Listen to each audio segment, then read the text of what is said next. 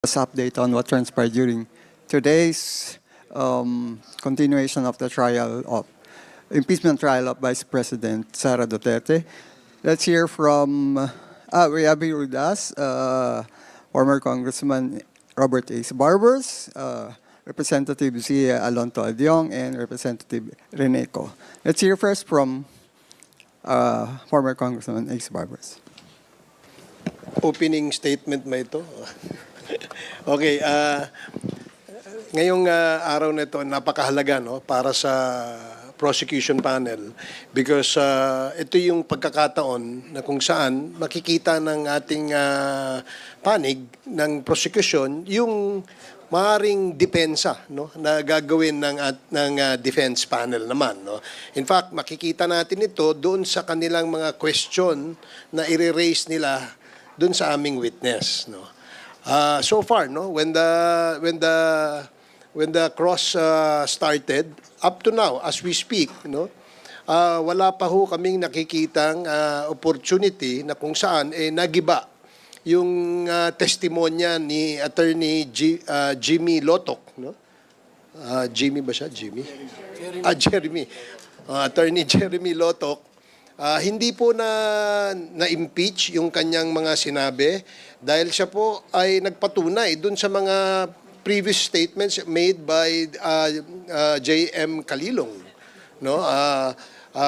Pinatunayan na authentic ang video, pinatunayan na dumaan sa isang proseso sa protocol ng National Bureau of Investigation, itong ginawang investigation, at gumawa sila ng rekomendasyon na kung saan ay nagrekomenda sila ng pag-file ng kaso, 3 counts of grave threats at saka isang inciting to sedition against the Vice President. So, nakita po natin, sumunod po sa proseso, nakita natin hanggang ngayon, ang defense panel ay puro mga typographical errors, mga clerical errors ang kanilang tinututukan, hindi yung sustansya nung testimonya na binigay ni Attorney Jeremy Lotok sa impeachment court. That's why I can honestly say that on this 5th day ng ating trial, matibay pa rin at lalong tumibay ang ebidensya na inilatag ng ating prosecution panel.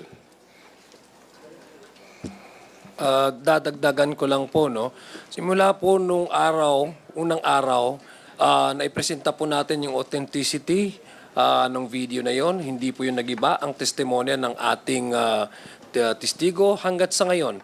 Hindi po nagigiba ang testigo ni Mr. Lotok patungkol po doon sa rason kung bakit nagkaroon ng investigasyon. Ang una-una pong tatandaan natin dito ay karapat-dapat ba manatili ang Vice Presidente despite the fact na yung kanyang mga pinagsasabi constitute a betrayal of public trust. Ayon naman po sa defense at nakita natin ang kanilang cross-examination mula sa freedom of expression. Pumunta naman siya sa conditional threat, pumunta naman sa typographical error at saka kung ano-anong maling spelling. Hanggat sa ngayon, ang gusto nilang pahiwatig ang merong wala talagang threat na nasabi. Pero still, hindi pa po nila nasasagot yung unang-unang katanungan. Ito ba ay karapat-dapat ba na pananalita na sa isang halal na pinuno?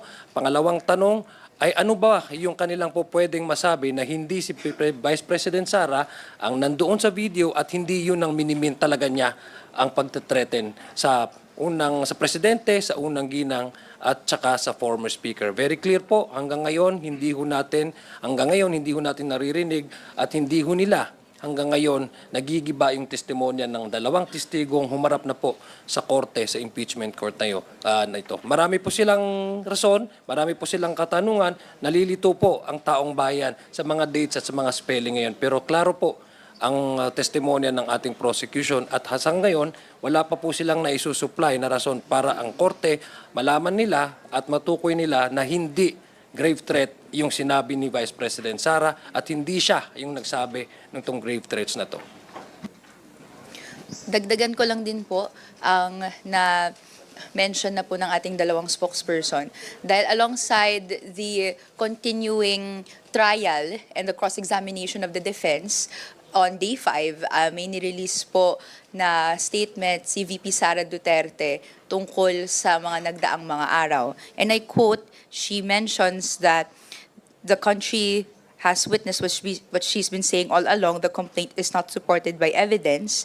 Sinasabi niya now that threats didn't exist, an assassin didn't exist, etc. To us, to VP Sara, no, we ask, did we watch the same impeachment trial? Pakiramdam natin, hindi lang tayo ghosted, pero gaslit din. Dahil all of us, the whole nation, watched the video. We all watched the evidence. Nakita natin, binitawan ni VP Sara yung mga salita na yon. At simple lang po yung pinag-uusapan natin. Yung mga salita na yon, threats sila, and is it enough to continue her hold on to power, yung hawak niya ng posisyon ng kapangyarihan, given may ganun po siyang binitawang salita. Ganun po kalala yung banta, kaya po naging bahagi siya ng articles of impeachment.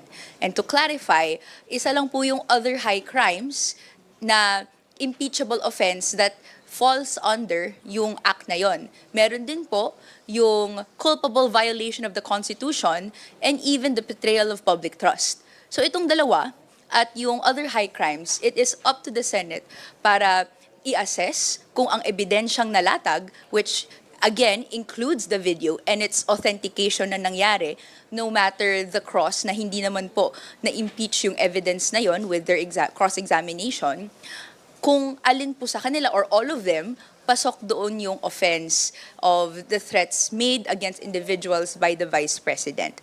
So for now, we look forward to the continuation of the examination as well. Pero hanggat hindi pa rin po na aatake yung existence of the video in the first place at walang denial of the claims made, merely explanations, the argument of the articles of impeachment is still strong.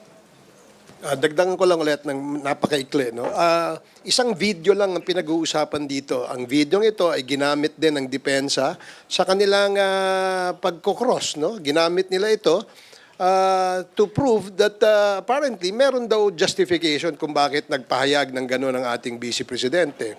Hindi po pwedeng baguhin ang ebidensya kahit anong tingnan nila, kahit anong gawin nila doon sa pagtatanong doon sa ating mga witnesses tungkol sa mga clerical or typographical errors na nangyari dun sa mga dokumentong ipinakita dito sa impeachment trial, it will not change the fact na itong videong ito na nakita ng milyong-milyong Pilipino ay nakita na nagpahayag ng pagbabanta ang ating Vice Presidente sa ating Pangulo, sa ating First Lady at sa ating former Speaker. And that will not erase. That will not be erased.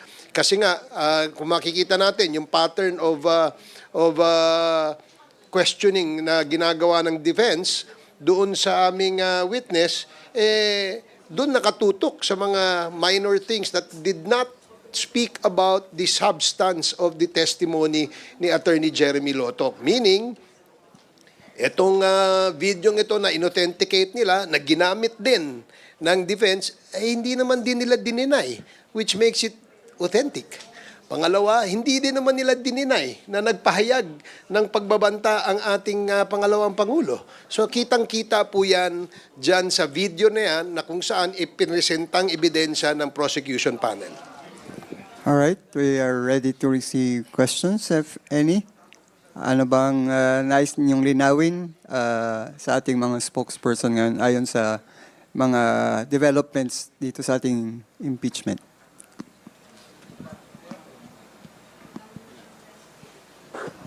Sir, ma'am, clarify ko lang yung paano makakatulong sa prosecution yung line of questioning na nangyari kanina regarding dun sa Oplan Romanov na parang na-establish na hindi naman nanggaling talaga, hindi unang narinig dun sa Princess Maui yung Oplan Romanov, yung term na Romanov, kundi kay Mayor Baste Duterte at in the context pa of threat, parang veiled threat against the first family. In fact, na-confuse nga din ako no? Kasi when they were using the Oplan Romanov, they used it as a justification kung bakit nakapagbigay ng ganong klaseng statement ang ating pangalawang Pangulo. So, they made it appear that it was a threat to the Vice President. Pero ngayon lumalabas na ito palang videong ito na kung saan nanggaling yung idea na Romanov nanggaling mismo sa kampo ng ating pangalawang pangulo because binitawang salita ito ni Mayor Baste Duterte, no? And implying probably na itong itong Romanov na story parang merong some sort of a warning din kasi parang sinasabi dun sa video na think of what happened to the Romanovs and to Benito Mussolini. What happened to them ba? Di ba? It was a tragedy. They had a tragic death, di ba? Namatay si Benito Mussolini kasama yung kanyang misis, binitay siya sa plaza ng Patiwarhek. No, ito namang si Romanov, yung the Bolshevik Revolution, nung nanalo ang mga revolusyonaryo, kinuha ang pamilya ni Romanov at minasaker. So, anong ibig sabihin na yon? Doon sa pahayag, no, ni Mayor Baste Duterte na sinasabi niya, think as you sleep tonight. Diba? Parang ganun yung pagkakasabi. You think of the Romanovs and Benito Mussolini. Ano ibig sabihin nun? So again, hindi dapat ginagamit sa aming paniwala, hindi dapat ginagamit ito ng defense, no? Na merong Oplan Romanov against the Vice President because it was never. It was, kaya nga kino-confirm ng NBI, nag-imbestiga sila, but they did not get any cooperation from anyone. Doon sa video na yon, yung participants ng video na yon, nung live stream na yon, kasi inimbitahan sila at hindi naman sila humarap. Sinulatan din ng ating pangalawang pangulo to shed light on what she knows about this Oplan Romanov kasi it appears na sinasabi nila it was a threat to the Vice President. And the NBI wanted to get more information so that they can build a case and probably run after those who might have issued the threat against the Vice President. So, at sa tingin ko, yun ang kaibahan. Na-confused lang tayo nung dalawang Romanov story. Idadagdag ko lang, no? Apart from the unwillingness on the part of the Vice President and Princess Maui to share information to the NBI so that they can initiate investigation on the Oplan Romanov. Hanggang ngayon, sinabi naman ni Attorney Lotok na open pa naman hanggang ngayon ang NBI na mag-accept o mag-welcome ng anybody who can actually share the information regarding this perceived to be an operation to wipe out the family, the Duterte family. Hanggang ngayon, ilang buwan na na nakalipas, wala pa ring pumupunta sa sa NBI.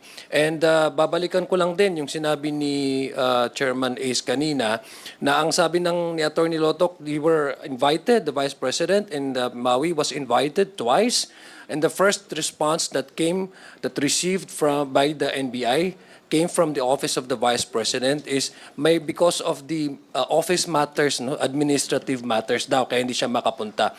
Ngayon, kung titingnan natin sa ordinaryo po na pag-iisip ng ating taong bayan, we're talking of life and death situation. We're talking about wiping up the entire family, your entire family, kung ikaw halimbawa ang Vice Presidente. Ano pa ba yung pinaka-importante doon? No? Office matters or itong opportunity para mabigyang rason and basis ang NBI para mag-imbestiga, iwa-wipe out ang family nyo. Pero hindi rin pumunta because of office matters na marami naman assistant na po pwedeng mag-operate sa daily operation ng kanyang opisina. But then again, hindi rin siya pumunta. That makes the public think na is this a fabricated scenario? Kasi nobody is actually stepping in to provide information. Hanggang ngayon, sinasabi ng NBI, open pa. It can be based as long as they have the information, it can still pursue the investigation when it comes to that operation of threat of having the lives of the Vice President and her family na to put into danger, no? So hanggang ngayon wala pa naman. So yun po ang isipin po natin. At yun po yung katanungan ng ating taong bayan. Siguro dagdag na lang din very briefly, yung whole point naman kung bakit nasa discussion natin yung Oplan Romanov ay dahil it wants or yung pagbukas sa kanya ay gustong makapag-set ng double standard kumbaga sa kung paano tinitreat si President Marcos versus VP Sara Duterte. But now, in light of the new information ng unang nag-raise nga po ng name ng operation na to ay galing po mismo sa kampo ni VP Sara Duterte, it puts into question yung attempt to raise a double standard. And either way, hindi pa po nasasagot yung outstanding questions ng why those threats were given and said in the first place. So hindi naman po nawawala yun. The video stands, the authentication stands, the argument for the articles of impeachment is still strong. Okay, on that note, salamat po sa ating lahat, sa ating mga panelists ngayon at sabay-sabay nating tutukan muli ang pagpapatuloy ng impeachment trial. Magandang hapon sa inyo lahat.